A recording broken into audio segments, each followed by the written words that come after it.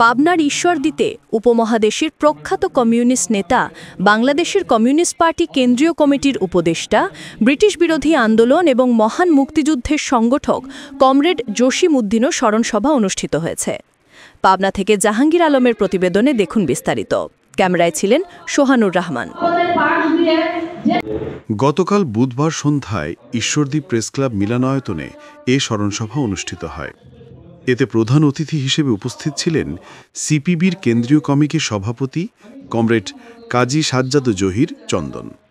বিশেষ অতিথি হিসেবে উপস্থিত ছিলেন পাবনা জেলা কমিটির সভাপতি ডাক্তার অলোক বিশ্বাস ও সাধারণ সম্পাদক আহসান হাবিব। সভাপতিত্ব করেন ঈশ্বরদী উপজেলা কমিটির সভাপতি গুলজার হোসেন। সভার শুরুতে কমরেডের স্মরণে দাঁড়িয়ে 1 মিনিট নীরবতা পালন করা হয়। এরপর অতিথিরা কমরেড জসিম মণ্ডলের বর্ণাঢ্য জীবনের উপরে আলোচনা করেন।